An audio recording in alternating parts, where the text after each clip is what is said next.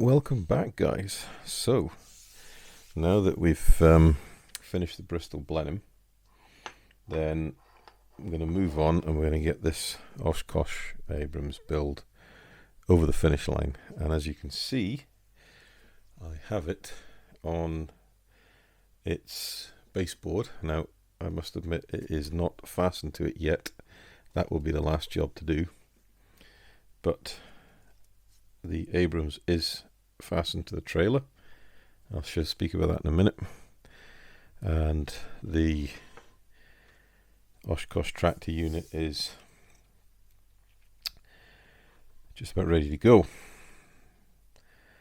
So what's the last jobs to do? Well, I need to do some pigment work along the bottom of the tank and just on the back end of the trailer.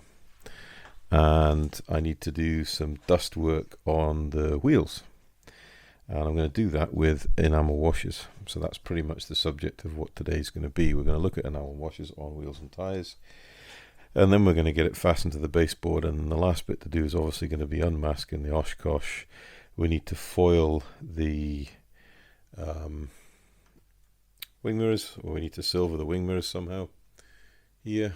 And then we'll need to do the Susies and the electrical connectors. So the Susies is the blue and red pneumatic hoses that take the pneumatic power from the tractor unit through to the braking system on the trailer. And then we also need to do the electrical connectors for the lighting. So that will be the last job to do. So we are very, very nearly there. Now, the baseboard is huge. It's actually a piece of teak that I managed to snag, an offcut of teak. A friend of mine put it through his planer thicknesser, so we've got about an 18mm baseboard there, and then I just took a router and just routed a beveled edge around the top, and it is just the distance between the distance on the top is what, 106mm, and it is just the width of the trailer and no more.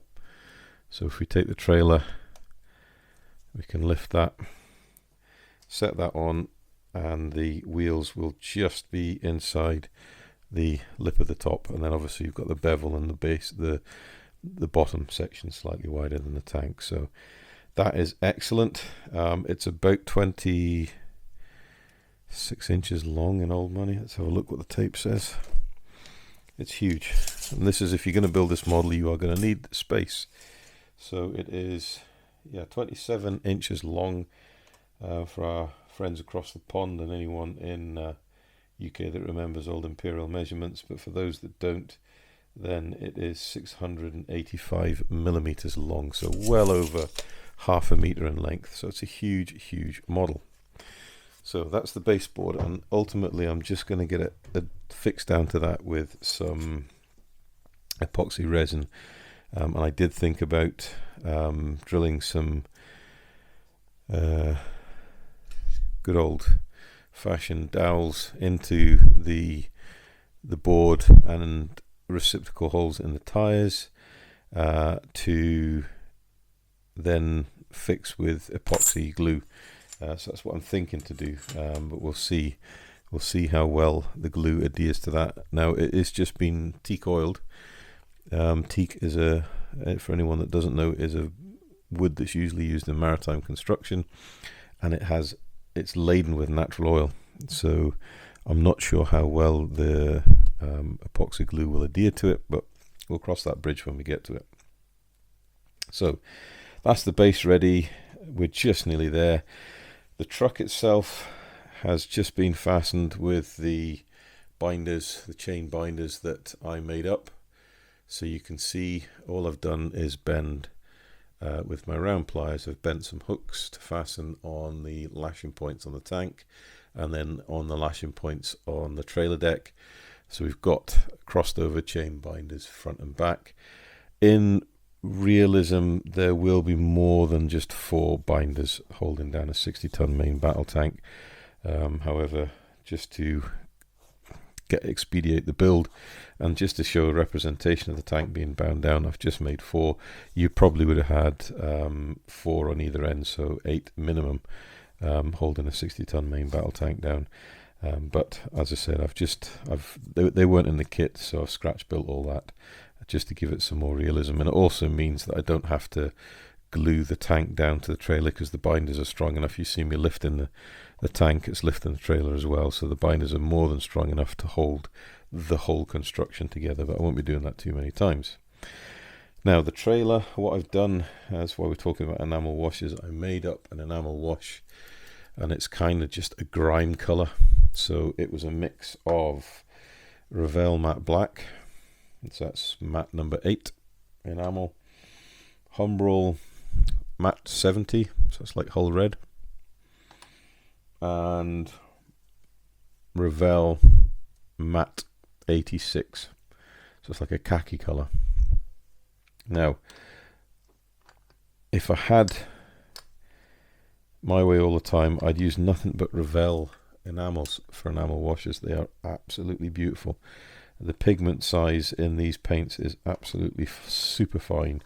They blend really well with the Sansador oil, low odor solvent, and they just apply beautifully, and they leave a super matte finish, which is just exactly what you want.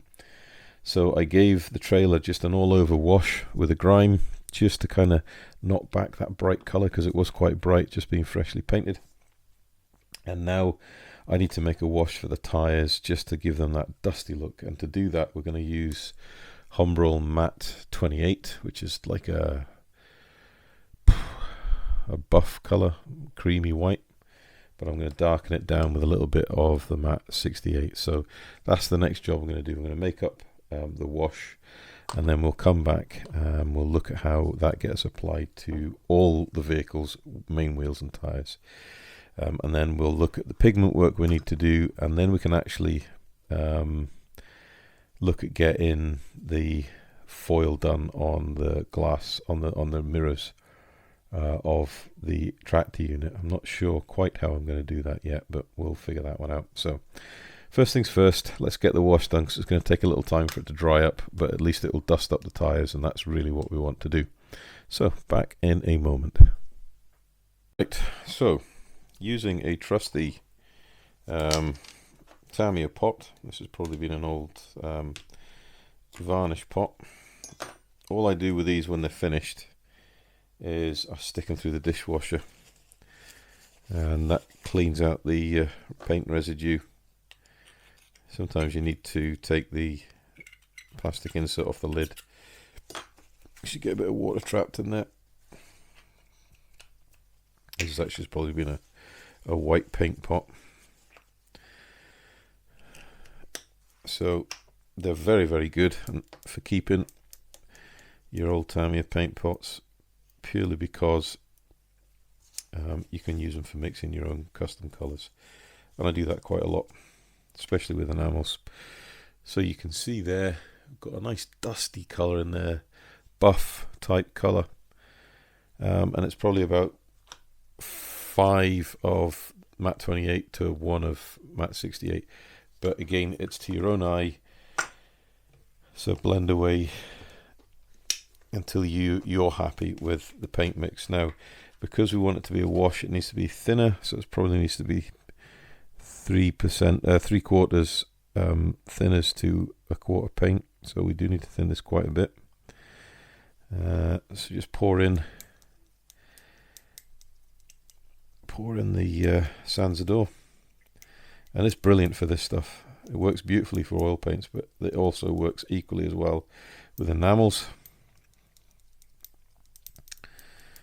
You wouldn't want to use cellulose-based thinners to do this, because it would just turn it into a hot cellulose paint, and you wouldn't be able to weather the way you can with an oil-based paint, purely because we're relying on the extended drying times and the fact that it's different from acrylic, so it won't reactivate the acrylic, but you're relying on that two things: the extended drying times and the separation of paint compound, so you're not reactivating it. You're not going to disturb the paint finish you've already put down and secured, and you can work it for as long as you want it to work. Now, once we've got that mixed up and stirred, you can see there that is a beautiful sandy dusty colour, just what we want. And I don't know if you can hear that. There's quite a wet mix in that jar, which again is just what we want. But we may actually want it thinner than that. Now, this is the sort of brush I'll be using. This is a Dale & Rowney round number 6. Just what we need to paint on the wheels. Now, I'm not going to do the trailer unit, purely because it's got so many wheels and it's going to be awkward to film it. What we can do is we can do a couple of wheels on the Oshkosh tractor itself. So if we take some paint, we can paint it on this. This is just a glass ramekin. You get some put-in products that come in it from the local shops, so we can just touch it on there. We can see how viscous that paint is, and what we want is something to akin, like, we really do want a wash, almost to the point of being an ink, because we want a lot of natural flow in this. So I'm going to put a drop more, so a brush full of thinners, come back in, mix it in. And this is, I like using these glass dishes for this, because glass won't react with it, but you can see just exactly what it's going to do. Now that we've got that, it's just holding the pigment together and no more. You just come and you just paint it on. And what we want is, we want the paint to go in the treads of the tyre and fall in that tread pattern. So when it dries, we'll be able to come back and just, with a moist Q-tip or cotton bud, and where you come from in this world, we can come and just rub the paint off the actual tread that would be in contact with the road surface, and leave it in the tyre tread pattern. So it does need to be quite a wet mix, but we need to be careful because we don't want to splash it just everywhere. We want to try and maintain it on the tyre. So we also need to do the sidewall, and it will give a tyre the beautiful dusty look when it's dry. Now, it's probably advisable to lay down some kitchen towel, because it will run onto the mat and it'll mean you have to clean it off. But you see how I'm using this glass palette as a means just to do some fine tuning and mixing of the paint, so I get the right consistency I'm looking for, and we don't over dilute the wash we've got in the bottle, so it means we can just use it for other applications and it makes it go a bit further. So you need just to get around the whole circumference of the tyre, and you'll notice as well that this paint we're putting on, this wash we're putting on, is a different colour from the paint, the colour of the vehicle, and that's done by design. So it just shows that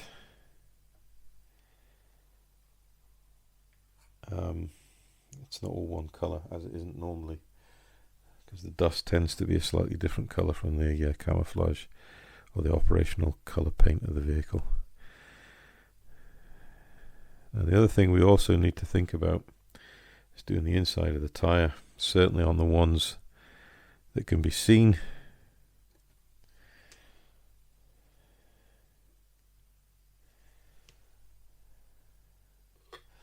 Now, if you didn't want to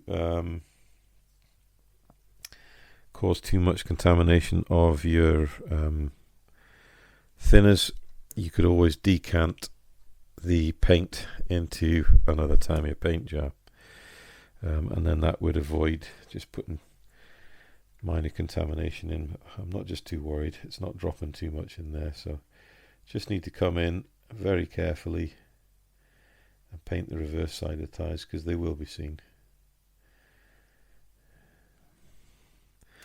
And the other beauty of this is it does take a while to dry. I did the trailer this time last night, so like 24 hours ago, and it's still, if I went back in with a moist brush with thinners, it would still be workable. So if you're doing the backs of one side, well, if you do it, you may as well do them all.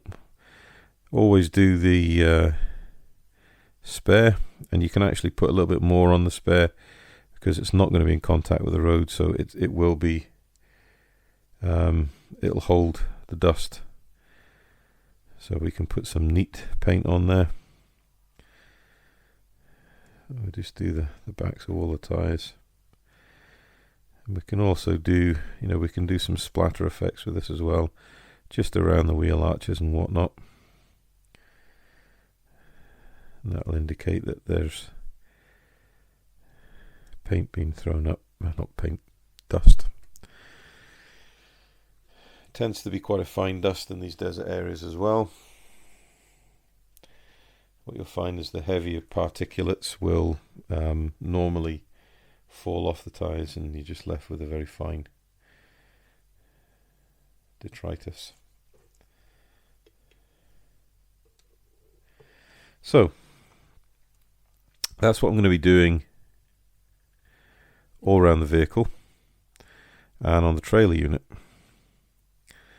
and it will give the tyres that really nice worn look that we're looking for.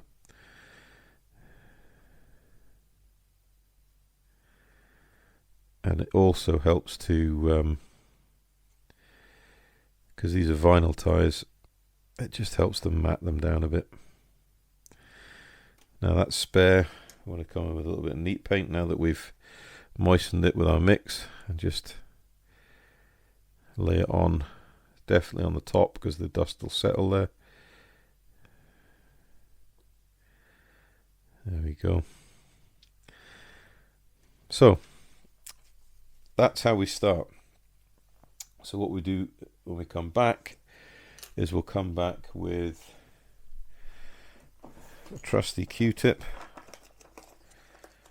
and once the paint's had a chance just to flash off a little bit, we'll come back with a Q-tip. It doesn't take long. You can see we're already able to do it there, and you want to rub over the tread of the tyre to leave that paint lying in the depth of the tread pattern, so the actual block of the tread is reasonably clear and it looks like it's been running on the road. Need to be careful on the side of the tyres because we need to leave a reasonable bit of detail there, but what we can do is just come in and stipple with the Q-tip,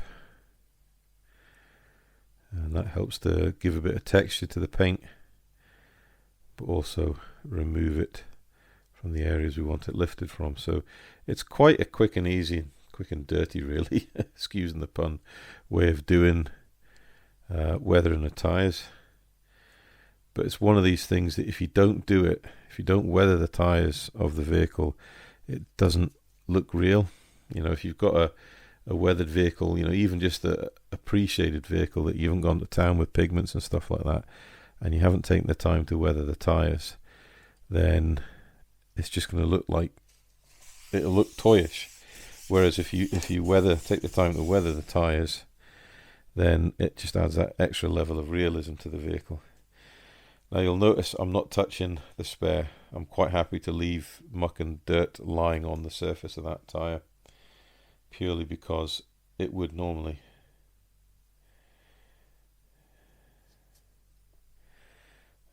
So that's fine. What we can do is maybe do a little bit of streaking and stumping on the sidewall, but we don't need to do much. But if you think you've taken too much off, you can just come back in and lay on some more. It's one of these iterative processes where you can build that look up. But it certainly will add a huge degree of realism and just help to unify the model. I mean, I say that a lot. but if you listen to other fantastic modelers, Jamie Hago, Night Shift, et al., they all talk about weathering the model as a means to unify all the different techniques and effects that they've been working on in the build. And this is the one thing that kind of adds this together, is weathering tires. Who'd have thought, eh? Anyway, that's what I'm going to be doing. So I have another 4 on the cab, on the tractor unit, and then 40 on the trailer unit. So I've got a lot of tires to get this stuff on, and get it to the point that we can then come back and modulate it back, clear off the tread pattern. So that's going to take me quite a while, and I'm sure you don't want to see that, but you know that the technique I use to get the tires done. So I'm going to go ahead and do that, and then by the magic of editing you can come back once it's all done and cue it up, and then we can look at getting the foil, or however we're going to paint the rear view mirrors on the tractor unit. We can actually get it unmasked. I think I've just got the wiper blades to put on that, and then we can actually look at getting attached to the base and getting the last bits put on it, the Susies and the electrical line, and that's it done. So I don't know, I can't remember how many parts I've got to this. It's a huge build. It's taken me at least 7 months to get done, interspersed with other models, but it's been a challenge, but a really, really rewarding build, and hopefully the person I'm building it for will like it as much as I do. And yeah, almost got the bug to get the other kit out and start going on it, but maybe not quite yet. We'll finish this one first. So enough of my waffling.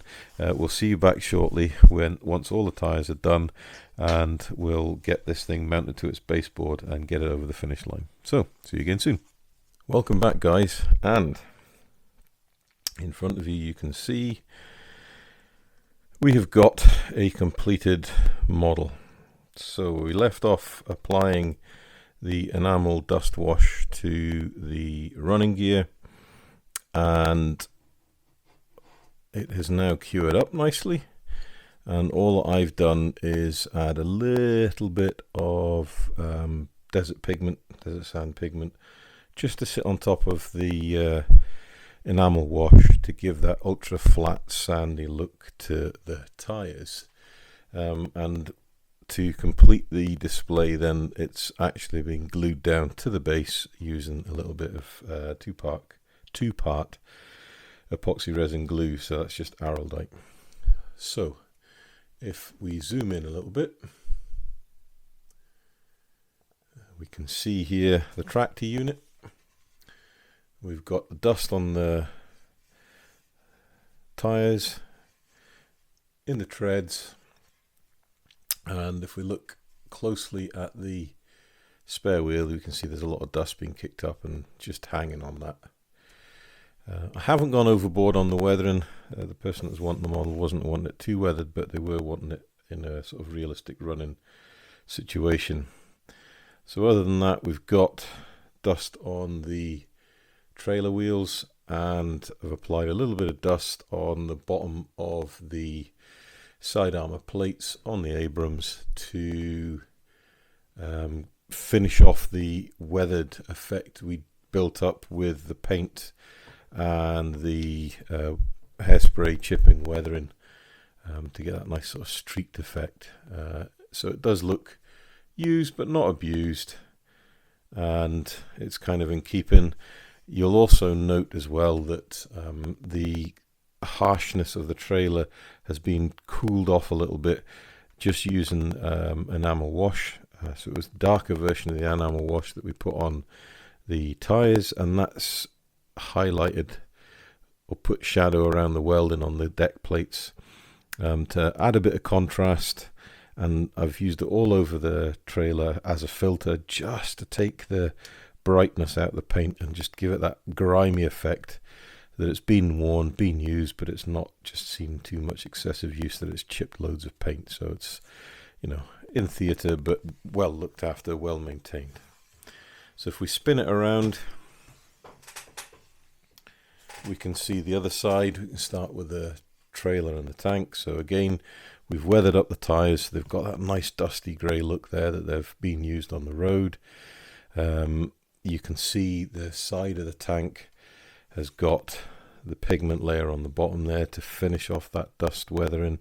And then obviously you've got a beautiful weathered pattern that really shows up on the green replacement armour panel. If we zoom in there, I'll bring that closer to the camera, you can see got a really nicely weathered in theatre type model. And then on the turret we've got all the stowage that comes in the kit from Tamiya. So you've got the Bergens, you've got roll mats, you've got kit bags, there's ammo crates there, and jerry cans on the side. The other thing you can see as well, in the reflection, you can see the red reflective tape used for the vision blocks, the anti-reflective or anti-glare coatings that's put on the vision blocks. And you can also see the radio antenna aerials that have been folded forward and secured with a rope for transport. And that's usually how those things were done if they were left on at all. So sometimes they would just take them off, stow them away. And the other thing they might do as well is take the weapons off, stow them away as well. But we're just assuming that they need to get out there in a hurry, so weapons are on, ready to go for action. And then moving forward, you can see here we've got the SUSI cables here and the electric connection from the tracked unit to the trailer. We'll bring that a little closer. And those cables were made using 0.7mm lead wire, wound around a round cylinder to replicate the spiral of the SUSI cables, and then sprayed Tamiya gloss red and gloss blue and affixed to the correct positions on the trailer. And it really does, it's one of these small details that really sets off the model and adds that sense of realism. We've also got nicely weathered wheels here moving forward to the front wheel, and there's a little bit of pigment on the base. So pigment all along the bottom, just a light layer just to kind of bring it all together. I don't think you're going to be able to see the wing mirrors, but the wing mirrors I actually foiled and polished, so they are actually highly reflective and they actually look quite realistic as wing mirrors for the kit. So that's it, that's the kit finish. That represents 7 months of work. If I go the wrong way, we're going to go out the way. There we go. So 7 months of work here. And I like to think that we've got ourselves an absolutely cracking display model. It is huge though. If you're going to build one of these, you're going to need a lot of space. I haven't got a measure on me, but that is an A1 cutting mat, and it's longer than an A1 cutting mat. So definitely, if you're going to build it, you need a base. Moving this thing around without it being on a base is quite difficult, because you're going to have to disconnect the trailer each time. So you definitely need a base. It needs to be secured to that base. So the only way you can realistically do that is through using some sort of epoxy glue. So hence the Araldite. It's stuck beautifully between the tires and the wood base. But that's the model. So what we'll do is I'll change the camera positions, get the camera up onto me, and we can have a final sum up of my thoughts of this build. So see you in a moment. So there we go, HobbyBoss's Oshkosh M1070 and M1000 heavy equipment transport semi-trailer system, HETS. So thoughts, where do you start? Well, let's just consider the model itself. It's really a model in 3 parts when you take into whatever you want to put on the back of the trailer. The tractor unit's a model in its own right, the trailer's a model in its own right, and then whatever you put on, we've obviously used Tamiya's M1A2 Abrams to go on the back. And there is a little bit of scratch building to do if you want to add a little bit of realism to the model. But if we just take it on the face value as a project, it is definitely not a project for the beginner. And I would certainly say you need to be transiting through to intermediate level modeling before you consider something like this, because of a number of different factors. So first of all is the complexity. So there is a lot of small parts, a lot of complex parts, and an awful lot of steps to go through to get to the model, and that would include, you know, modular painting, construction,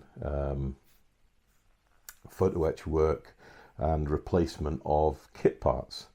So that's one thing. The other thing is the sheer size of it. It's huge, and it's a more detailed model than your standard starter kit. So you need to have a few more complicated models under your belt, and they are around. There are, you know, loads of model companies have them where they've got a little bit of photo etch, or they've got a complicated construction schedule, and it's just to get that skill set built up. You need to do something like this. You do need to be able to take parts off the sprue carefully. You do need to be able to clean them up. You do need to understand the value of test fitting, and you do need to have to understand the importance of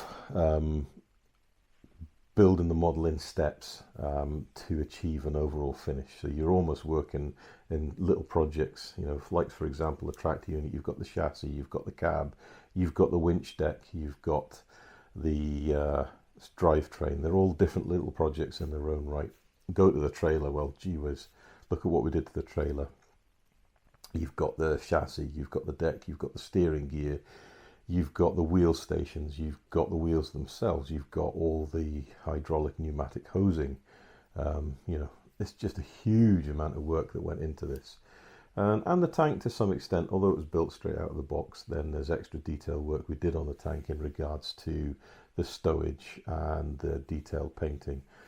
So all in all, it's all those different complex parts come together to produce an overall model like this. And then out with that, we had to do some scratch building to make the chain binders for fastening the tank to the trailer deck, and also we needed to build a display base for this model so it makes it easier to A, move around, and B, display and store. So it's not something that you need to take on lightly. You need to understand that this is a big model, it's an involved model, and you are going to have a base level skill set to come to the table to work with all this stuff. You're going to have some tools as well, you know, photo etch benders for the larger parts, even a decent set of bending pliers. You've got to have that ability to know what tool to use and how to use it to get the best out of the model. And that's really what it's all about. I'm not saying you can't build it, but if you want to get the best out of the model, you are going to need that level of experience, and you are going to need that provision of tools to get the best out of the model. However, that said, if you're in a position with the experience, the tools and the equipment, this is definitely a model you should consider doing. If you're interested in modern military transport vehicles, it's a fantastic model. It's an absolutely stunning model, and I believe it's pretty much a show-stopping model. But you're going to have to really want to build it, because it's something that has taken us 7 months to get this far in the build.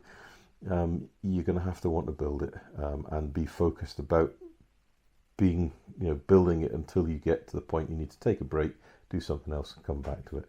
I think if we'd done this in a couple of months, just sitting at it doing nothing but this, you could have been a little bit burnt out. So definitely a project to take on, but plan it well and consider having breaks built into the build schedule just to keep your enthusiasm up and keep you fresh on the build. The final consideration is price.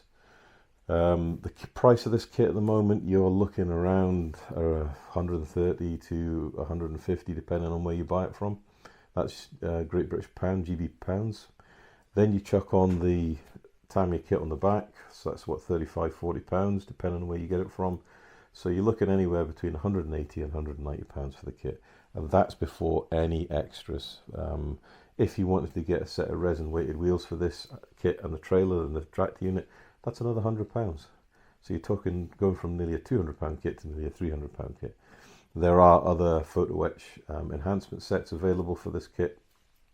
You can put other vehicles on the trailer that cost a lot more than the Tamiya tank. So the base level entry to this kit, if you're just building it on its own, you're looking at about £150. You put something on the back of the trailer unit, you're looking at £180 to £190. That's a lot of money for a model.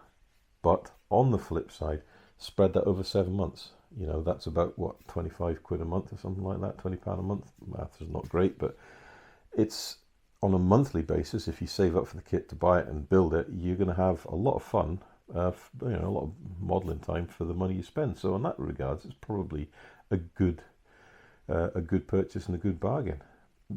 I suppose the final thought is, if you wanted to build an Oshkosh in 35th scale, it's the only kit around. It just is a mercy that it is a really good kit, and it's kudos to HobbyBoss for producing this and having the vision to produce this kit. If you don't want to go a 35th scale, this kit is available in 1/72nd scale, so you are going to make it a lot smaller, a lot neater, and a lot easier to manage and display. But certainly the 35th scale, to my mind, is definitely the way to go if you're interested in modern American military transport vehicles. So I have to say I would give it highly recommended, but with a caveat of make sure you've got the skill set needed to build a model like this, and make sure you plan the build over a period of time that you can keep your interest and see it through to the end, because it would be a shame to start this kit, put it back in the box and not finish it, go to the shelf of doom because it burnt you out. I'm really happy that I've got this one over the finish line. A little bit sad that it's going to be going to somebody else's display shelf, but it's for a really good reason it's going to somebody else. And I'm delighted that I've got it finished for them, and I hope they have as much enjoyment out of looking at the kit as I did building it for them. So there we go, HobbyBoss's Oshkosh and Tamiya's Abrams. So really, if you've got any questions or comments about the kit and the build and how you saw my production, fire it in the comments section below. I always appreciate everyone taking time to comment, and I always make an effort to reply to all the comments, although I'm quite busy at the moment, so it might take me a little time to get back to you, but I will make an effort to get back to you. If you want to support the channel, it costs nothing. Please consider subscribing, and if you do subscribe, remember to hit the notification bell so you don't miss out on my future content. So that's it. I'll put up some photos at the end of this so you can see it in a bit more close up. But until next time, guys, stay safe, happy modeling, and we'll see you again soon.